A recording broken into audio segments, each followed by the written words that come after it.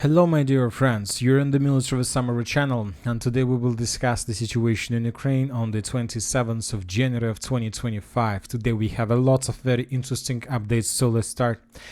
During the previous video, we were talking about a very important statement that was made, according to different sources, by the head of Ukrainian intelligence, Budanov. He stated that Ukraine may cease to exist if serious negotiations do not take place by summer. Of course, this article was published by a significant number of pro-Ukrainian channels, very big ones, with millions of subscribers. So obviously that was something that everybody pointed their attention. But during the day, we start receiving lots of updates from different sources, from deputies, from people who are very close to Zelensky, that it was a speculation, that somebody probably tried to spread the speculation without even any, let's say, understanding of the situation. Other sources reported that Budanov didn't say anything like this, and other sources reported that Budanov was talking about something very close to this topic, but he didn't say that Ukraine may cease to exist if serious negotiations do not take place by summer. So as you can see, some games are taking place between the Ukrainian political authorities. Another important thing that right before we start making video, another very powerful Ukrainian political, Yulia Tymoshenko, published her own video on her channel in YouTube, where she was talking about critical situation in Ukraine, that the current administration, the current people who are in power, are trying to turn Ukraine from Ukraine that was before the special military operation into some, I don't know, some third layer country or something like this, without its own industry, without anything, just farms, just agriculture, and that's it. And also she added that she would provide instructions in the very near future what to do next. So something big is happening on the territory of Ukraine, and for example, today Zelensky left Ukraine and he went to Poland, where he is going to have a meeting and where he is going to participate in events marking the 80th anniversary of the liberation of Auschwitz. By the way, Russia wasn't, let's say, called for this meeting and this event. Very strange and weird thing, but anyway, so Zelensky left Ukraine, and you know that usually when Zelensky leaves Ukraine, usually the Russians begin their massive missile strike all over the entire territory of Ukraine. So maybe this upcoming night something big is going to happen.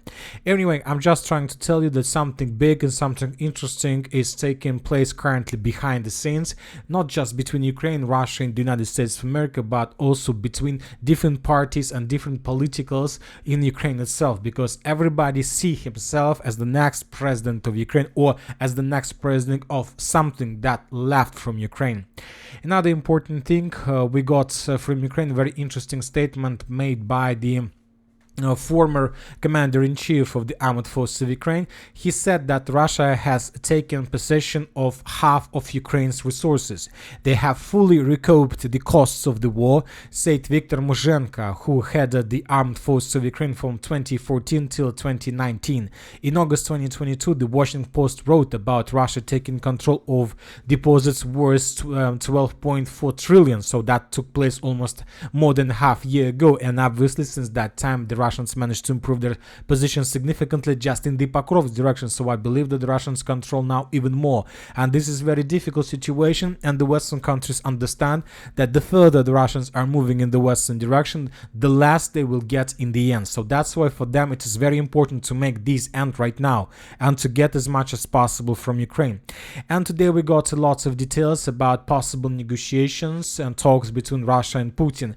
Trump's and Putin talks on Ukraine could be combined with talks on nuclear arms control, the New York Times writes.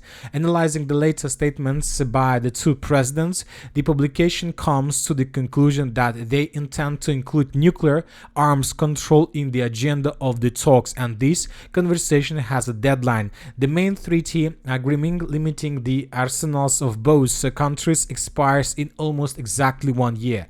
If it's not extended, both countries could start an unprecedented arms race. So this is very important because according to a draft of agreements and according to rumors that we have right now, Ukraine most likely will join NATO According to this agreement, it doesn't mean that Russia will accept this, and or Ukraine or the peacekeepers will take positions along the line of combat contact, which almost the same as Ukraine joins NATO and many other things.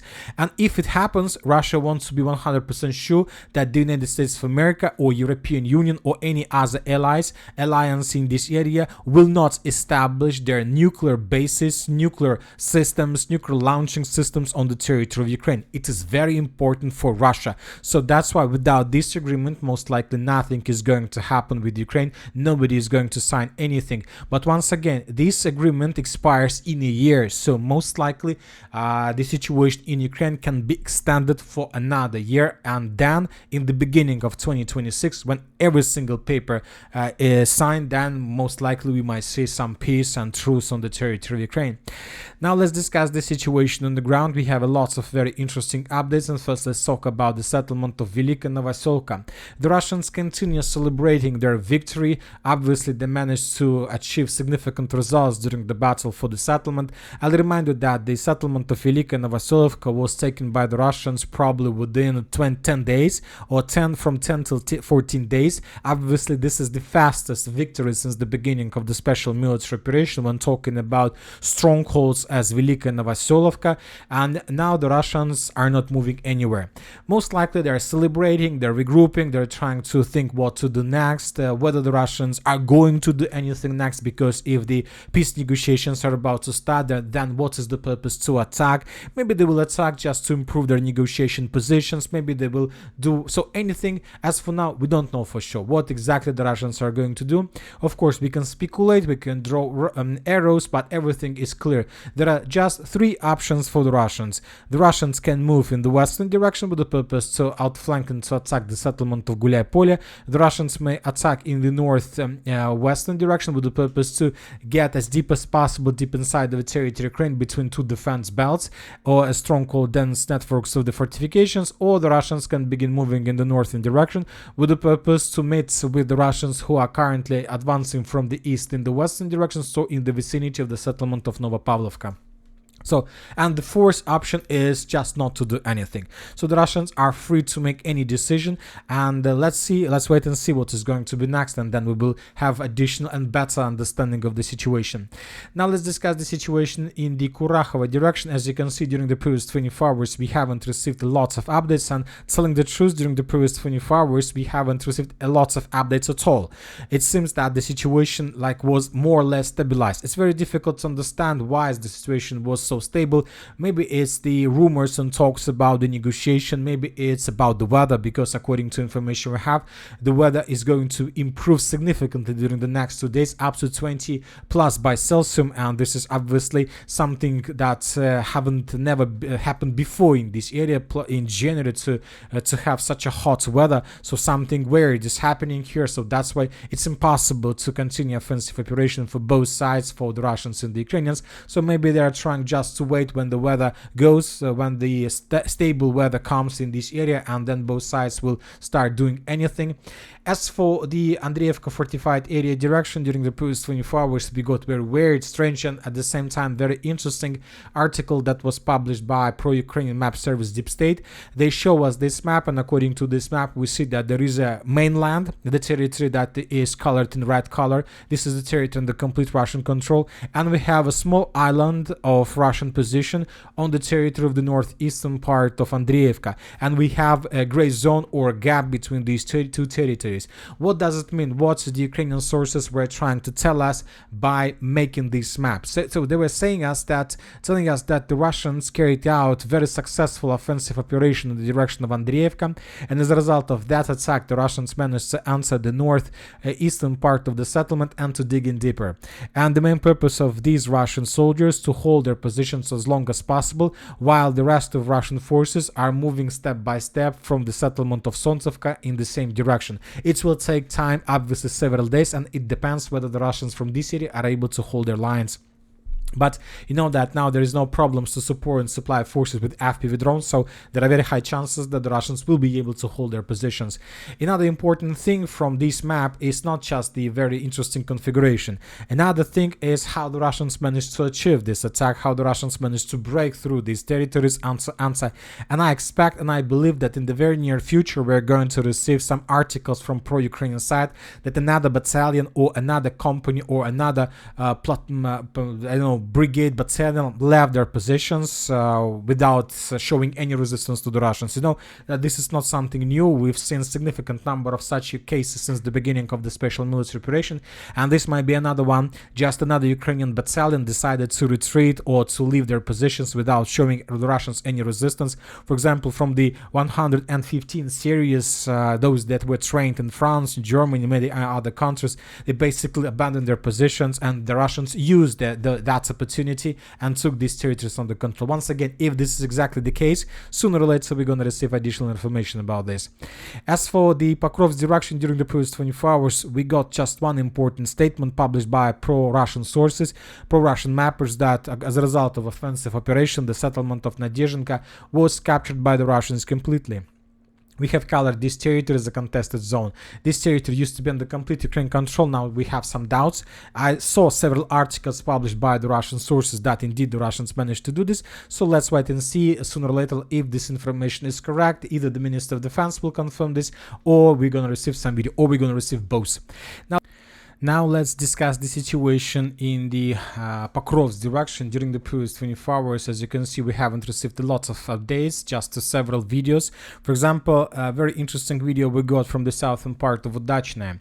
In this video, we can see how the Ukrainians most likely were trying to attack the Russian forces in this area, but the Russians first managed to repel Ukrainian attack by destroying significant number of armored vehicles, infantry fighting vehicles in this area, and then the Russians cleaned this territory with drones, and we see in the final episode of the video how the Ukrainian soldiers, when they discovered the approaching of Russian FPV drone, began running in the western direction. So we see that the situation is very difficult. There are very heavy clashes, yet the Russians haven't started the ground operation in the southern part, but as I see, everything is ready. As for the city of Pokrovsk, during the previous 24 hours, the Russians continued destroying Ukrainian vehicles, equipment along the southern border of the settlement. The main purpose of these actions is to prepare the southern part before the beginning of a major offensive operation in the direction of the city of Pokrovsk. It is very important to understand what the Russians are going to do with this, what the Russians are going to do with the entire Donetsk direction, because obviously, and something tells me that the Russians will not stop and will not begin any negotiation process until they reach not the border of Donetsk region. And obviously there is still a lot of job to do. There is a city of Pokrovsk, there are huge Slaviansk agglomeration, so there are still lots of job, obviously. Now let's discuss the situation in the Toretsk direction, where the Russians continue their offensive operation. And while the Russians were trying to clear the situation on the territory of the mine of Toretsk, the Ukrainians carried out a counter-offensive operation, and as a result of this counter-attack, the Ukrainians managed to restore control over the northern part of the city of Toretsk. I'm not sure that the Ukrainians are planning to hold their lines and hold these territories for a very long period of time. The main purpose of this attack, as I understand, is to win additional day or two or something like this, because most likely the Russians were about to finish the battle for mine of Toretsk, and then of course the Russians would announce the victory, and the Minister of Defense of Russian Federation would provide us additional information. So just to prevent this situation, just not to allow the Russians to announce another victory, the Ukrainians conducted offensive operation, and now they have 2 or 3 days before the Russians are able to counterattack and to restore these positions. So as I see exactly the situation like this. Now let's discuss the situation in the city of Chasiv Yar, where the Russians finishing their battle for the eastern, the northern, and the central part of the settlement. The Russian sources reported that as a result of clashes, they managed to take under control completely the forest to the south of the micro-district of Novy. Later, we got additional video published by the Russian sources.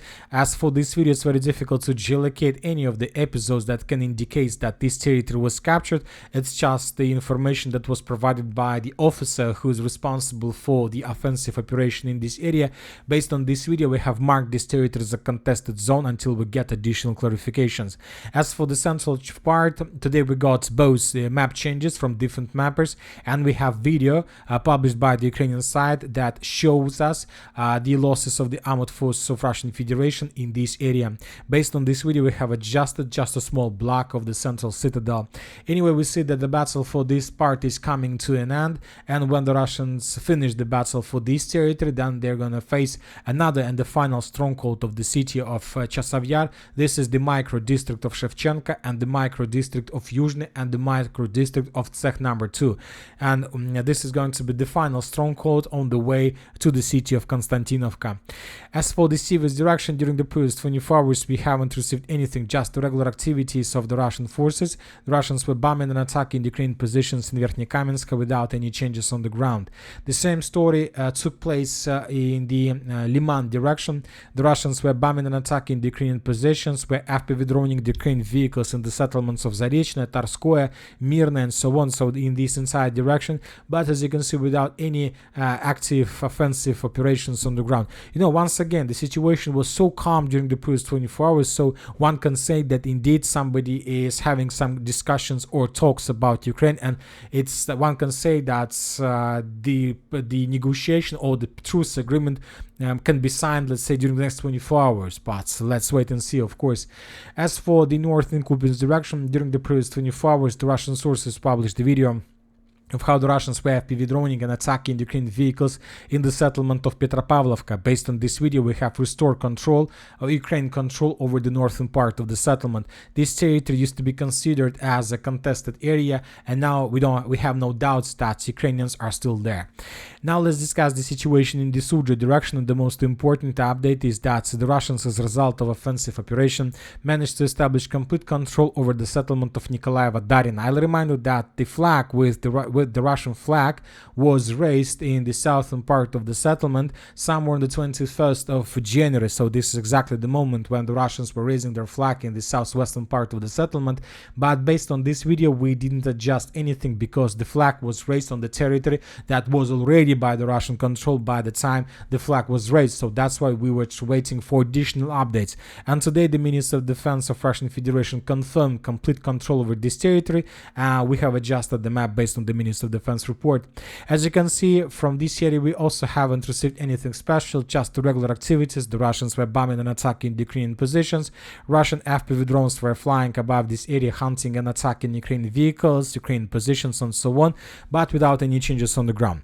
And you know that there is nothing special with this, because according to different sources, the Ukrainians are going to begin another offensive operation, probably the last offensive, with the purpose to slow down the Russians. But we see that the Russians are not attacking, which means that the Russians are waiting for Ukrainian attack.